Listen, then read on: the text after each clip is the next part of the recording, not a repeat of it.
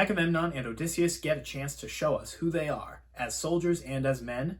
Nestor devises a brilliant strategy to drive the Trojans back, and a major death is foreshadowed.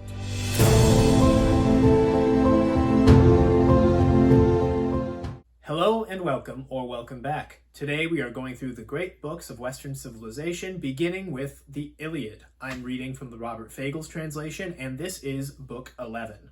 As always, I will begin with a plot summary and then go into analysis and commentary. Morning has broken. The Greek armies form up and charge with Agamemnon at their head. Agamemnon personally kills half a dozen men in the space of a few short minutes. He refuses to take prisoners, and his armies push the Trojans back to the walls. Zeus has warned Hector not to get involved until Agamemnon withdraws from the fighting, so he's been standing back, out of harm's way. Although Agamemnon is fierce, he is eventually wounded and has to retreat back to the ships. At that time, Hector rejoins the battle, as he was commanded. The tide turns slowly against the Greeks, as each of the major captains gets wounded. Although none of them die, they all have to retreat back to the ships to receive healing and rest. Achilles sees one of the chariots come in, bearing a wounded fighter, and asks Patroclus, his comrade, to go and see who it was. Patroclus does as he is asked, but runs into Nestor on the way. Nestor pulls Patroclus aside and suggests a plan to him, one that may push the Trojans back for good. If Achilles will not rejoin the fighting, Nestor says, then maybe Patroclus could, wearing Achilles' armor and leading his armies. Then the Trojans would flee in terror. Patroclus loves this idea but says nothing. On the way back to Achilles' ships, he encounters another wounded Greek with no one to help him. Patroclus then takes the time to lay him down in his tent and treat his injuries. At first it looks like Zeus is being fair to the Greeks by giving them a turn to be successful. He allows Agamemnon to have his day of glory, as it's called in the chapter. There's actually a Greek term for this called Aristeia, and it means the moment at which a hero shows his worth the most. And usually that means their prowess in battle or their bravery, but it can be applied to other situations too. Odysseus has one of these Aristeia moments as well. After Diomedes gets injured, Odysseus is alone on the battlefield, and the soldiers of the Trojans are closing in around him. And he has to decide whether he's going to run or stand his ground. Oh dear God, what becomes of Odysseus now? A disgraceful thing if I should break and run, fearing their main force, but it's far worse if I'm taken all alone. Cowards, I know, would quit the fighting now, but the man who wants to make his mark must stand his ground and brace for all he's worth, suffer his wounds or wound his man to death. And ultimately, he decides to stand his ground, proving his courage. This too is a form of Aristeia. A moment in which, given the choice of standing his ground in what he believes in, or making compromises for personal gain, he chooses the former.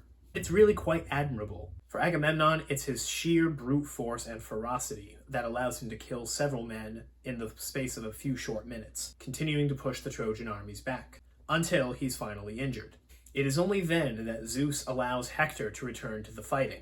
I believe that he does this in order to keep his promise to Agamemnon to make sure that he's alive to witness the fall of Troy, as well as to keep his promise to Thetis, which involves making sure that Hector destroys a ton of Greeks and pushes them against their ships. Furthermore, the heroes that have had a shot at stopping Hector in the past, Diomedes and Ajax, are also wounded in order to force them to get away too. This leaves Hector much less resistance in his path forward, allowing him to fulfill the purpose Zeus has given him much more effectively. Hector continues the transformation that he began several chapters ago. Several verses are dedicated to his desire for glory. Zeus is handing me glory, awesome glory. Hector whipping the fight and fire in each man, his hopes soaring. He also continuously is described with fiery words, fiery imagery. Blazing out, all withering fire, flaring along the front, or a flash like lightning. Why does this matter for the transformation, you may wonder? You'll see. You really will, I promise. In the meantime, just make note of how often it happens. Finally, we get a look at Patroclus, Achilles' friend and comrade. He's very loyal to Achilles and is anxious to get back to him while he's out on his errand. However, after hearing Nestor's suggestion that he pretend to be Achilles and lead the Myrmidons into battle, his heart leaps. He wants that glory so badly. He's just like any other soldier in this army. Who would turn down the chance to win glory the way that Achilles does? To be feared the way he is, loved the way he is, win glory like him, and afterwards, when it's revealed that it was you all along, to be thought of as his equal. Nestor's really bribing him with quite a lot of esteem here. That explains some of his motivation for wanting to get involved in the fighting, but not all of it. See, I think that there's a fair deal of pity as well that moves him. And I think we can know this from the end of the chapter, when he's on his way back to Achilles' ships and runs into one of the wounded Greek soldiers. As he cares for the man and cleans out his wound and tries to apply medicines to reduce the pain, Homer doesn't tell us what Patroclus is thinking or feeling at this moment. But think about if it were you. What would you be thinking? What would you be feeling if you knew that you had some way that you could prevent men like that from being hurt again? Thus, I think we are to read in Patroclus' silence, in both thought and word, a certain hardening of his resolve to take up Nestor on his suggestion, or at least run it by Achilles. Now, Patroclus getting involved and his ultimate fate as a result have been foreshadowed in this chapter as well as previous ones. A few chapters back, Zeus says this powerful Hector will never quit the fighting, not till swift Achilles rises beside the ships. That day they battle against the high sterns, pinned in the fatal straits, and grappling for the body of Patroclus. So runs the doom of Zeus. He says this to Hera in Book 8 when he's trying to tell her off for getting involved. We might not have known what he was talking about then, but now it becomes more obvious. It's not enough for the Greeks to lose against Hector to give Achilles glory. He intends to get Patroclus killed in order to anger Achilles and send him back into battle. We get a line foreshadowing this in this chapter as well. Achilles calls for Patroclus to go and find out who is injured, and it says, from that moment on, his doom was sealed. Speaking of people's fates being decided by Zeus, he is taking a much more active role in the fighting than he did before. Previously, all he asked was that the other gods didn't get involved, but he himself wasn't doing a lot.